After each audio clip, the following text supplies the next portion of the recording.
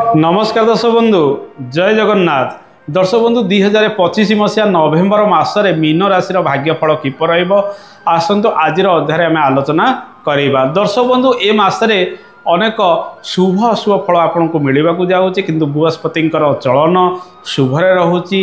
रवि किछि दिन पर्यंत शुभरे रे मंगलंकर चलन मास सारा शुभरे रोथिबारु जीवन में अनेक उत्तरतर उन्नति आसबार संभावना रही। आपण राशि ए मसरे गुरु सुधी गुरु सुधी रोथिबारु यह समय शुभ कार्यगुड़िक कर संभावना अधिक यह बढ़ाई थाए। अटकी रही शुभ मांगलिक कार्यगुड़िक आगक बढ़ो। घर को जदि विवाह प्रस्ताव आसूची फाइनाल करने चेष्टा करूँ। जो मैंने नूतन गृह इत्यादि आरंभ करने चाहूँगी से ए मसरे से सब कार्यगुड़िक संपादित कर संभावना यह अधिक आणीदेव। आपण को संतान सुख भरपूर मिलवार संभावना रही। नूतन गर्भ धारण करने समय अनुकूल बृहस्पति पंचम रोथिबारु ए सब स्थिति अधिक उत्तरतर उन्नति आसीपे। अन्य ग्रह मानकर स्थिति जो देखा रविंकर चलन मास आरंभ अशुभरे रवि मासर द्वितीयार्धरे 16 तारिख ठारू आपण राशि ठारू नवम स्थान में चलन करेंगे। मंगल मास सारा नवम चलन करेंगे। आपण राशि रे शनि अशुभ फल गुड़िक प्रदान करेंगे एवं राहुंकर चलन आपण राशि ठारू द्वादश स्थान में मास सारा। केतुंकर चलन आपण षष्ठ स्थान में मास सारा रहिबो।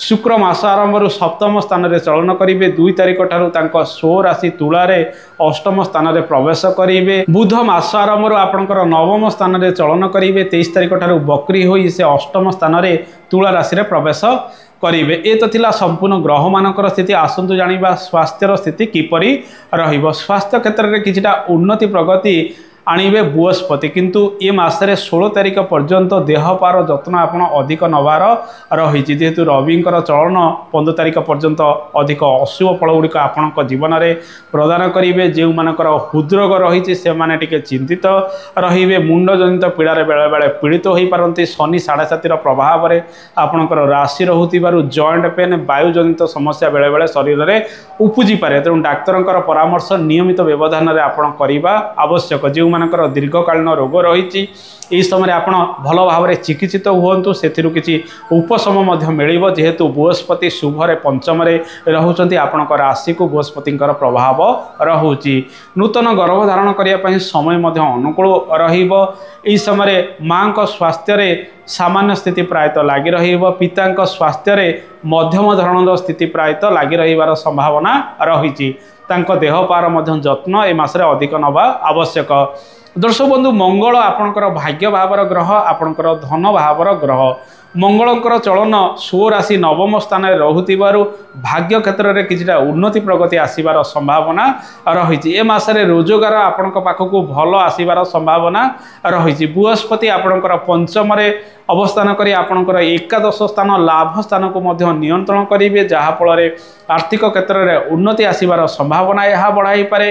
मंगल आपणकर धन भावर ग्रह से नवम स्थान में रोथिबारु पूर्व मास ठारू ए मसरे भल रोजगार आपण पाई पारंते। किंतु शनि 7.5 प्रभाव में राशि रोचे। द्वादश राहु चलन करुथिबारु अजोथारे व्यय वृद्धि विभिन्न समय लगी रहिबो। धन संचय को नहीं आपण टिके अधिक चिंतित रही पारंते। तेणु दीर्घकालीन भित्तिरे टंका संचय करंतु।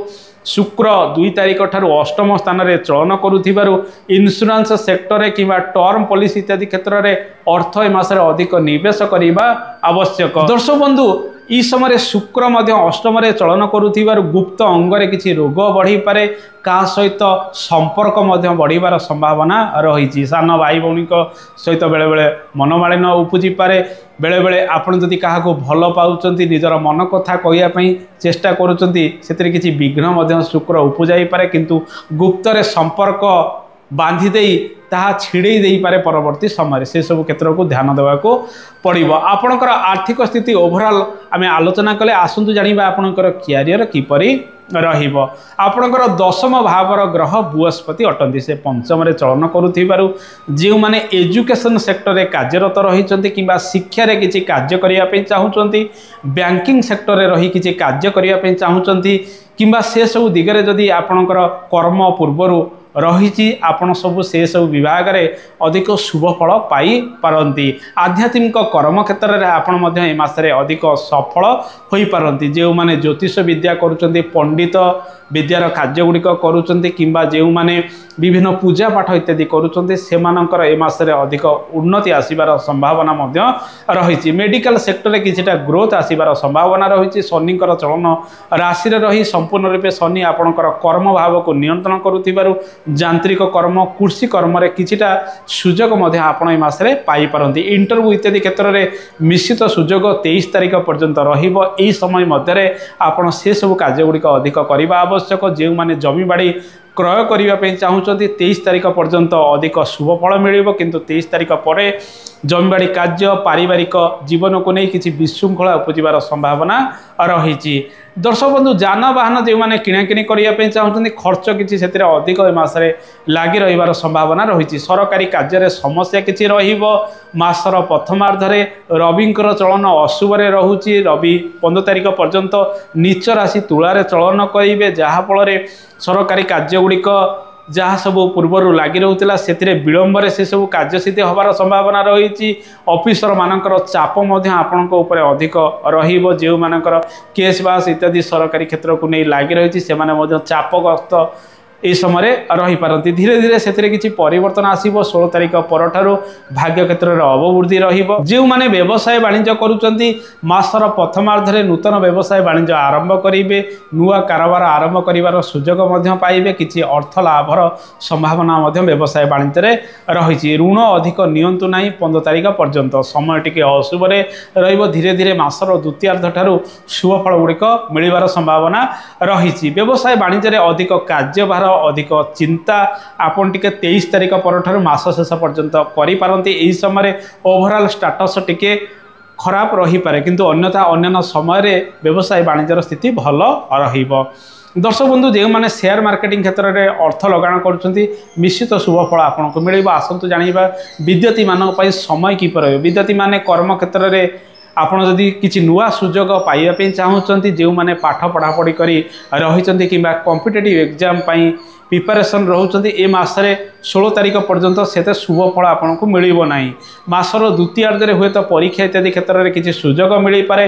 बृहस्पति पंचम रोथिबारु विद्यार मान धीरे धीरे से वृद्धि करेंगे। 16 तारिख पर मास शेष पर्यंत उच्च शिक्षा रे जो माने पाठ पढ़ापढ़ी करुँच समय अनुकूल रहिबो। विद्यार्थी माने मासर द्वितीयार्धे अधिक सफल हेबे। मासर प्रथमार्धे मानसिक चापग्रस्त रहिबा, आत्मविश्वास टिके कमी रहिबो, ओभर कॉन्फिडेंस होई कार्य करेंगे, जहाँफल भूल भटका करि पारंती। तेणु पंचम बृहस्पति चलन, नवम मंगल बुधंकर चलन रोथिबारु मासर द्वितीयार्ध ठारू विद्या क्षेत्र में छात्र छात्री माने अनेक उन्नति प्रगति करेंगे। आसतु जानिबा दाम्पत्य जीवन किपर रहिबो। दाम्पत्य जीवन में समन्वय रक्षा करी आपण को आग को बढ़िबार रही। दाम्पत्य जीवन में धीरे धीरे स्थिरता आसीबो। संतान सुख आपण को मिलिबो। पारिवारिक चापग्रस्त टिके आपण 23 तारिख पर मास शेष पर्यंत रहिबे। पारिवारिक अशांति टिके ए समय अधिक बढ़िबार संभावना रही। अन्यथा दाम्पत्य जीवन में पूर्व मास ठारू अनेक भल फल ए मासरे मिल पारे। दर्शक बंधु पारिवारिक जीवन में कृषि कर्म ठारू आरंभ करी घरोई कार्य महिला माने अनेक व्यस्ततार रहिबे। पुरुष माने विभिन्न क्षेत्र में महिला मानक मध्य सहयोग करि पारंती। घरर विभिन्न जिनसपत्र किणाकिणी ठारू आरंभ करी शुभ मांगलिक कार्य में आपण व्यस्ततार मध्य रहिबे। बंधुंकर सहयोग मिलिबो, मांकर सपोर्ट मध्य मिलिबो। 23 तारिख पर ठारू अधिक जत्नवान होई से सब क्षेत्र में आपण को आगेइबाकू पड़िबो। दर्शक बंधु लव लाइफ स्थिति देखा पंचम बृहस्पति चलन रोथिबारु प्रेम रे सफल आपण हेबे। जदि काहाकू पूर्वर भल पाउचंती ताकू जदि विवाहर रूप देवाई चाहूँगी ए मासरे से सब दिगरे आपण मध्य आगेई पारिबे। किंतु शुक्र अशुभरे रोथिबारु गुप्त संपर्क गुप्त प्रेम गुड़िक अधिक बढ़िबार संभावना रही। बेले बेले टिके कम्युनिकेशन गैप प्रेम रे बढ़ी पारे, अन्यथा प्रायतः शुभ स्थिति आपणकर प्रेम रे लगी रहिबो। दर्शक बंधु आसतु जानिबा मीन राशि व्यक्ति माने एही समय केउ केउ प्रतिकार करिवे। शनि 7.5 प्रभाव में आपणकर राशि रोचे। राहुंकर चलन अशुभरे रोथिबारु श्री हनुमान चालीसा सुंदरकांड प्रत्येक दिन पाठ करंतु। कुकुर काउ महिषी को प्रत्येक दिन खाइबा को दियंतु। रविंकर चलन अशुभरे रोथिबारु प्रत्येक दिन आदित्य हृदय स्तोत्रम पाठ करंतु। रविवार दिन निरामिष भोजन करंतु। आपण प्रत्येक शनिवार दिन महादेवंक पाखरे जलाभिषेक करंतु, बेलपत्र अर्पण करंतु। ओं नमो भगवते वासुदेवाय मंत्र जप करंतु। ओं नमो शिवाय मंत्र जप करने सहित मृत्युंजय मंत्र पाठ करूँ। ए मासटी आपंपाई अनेक दिगरे शुभ फल गुड़िक आनीदेव। दर्शक बंधु ये तो थिला मीन राशि भाग्यफल। आशा करे कार्यक्रमटी आपको भल लगी। कार्यक्रम संपर्क में मतामत देवे। आज तो समय हो जाए आज। नमस्कार, जय जगन्नाथ, धन्यवाद।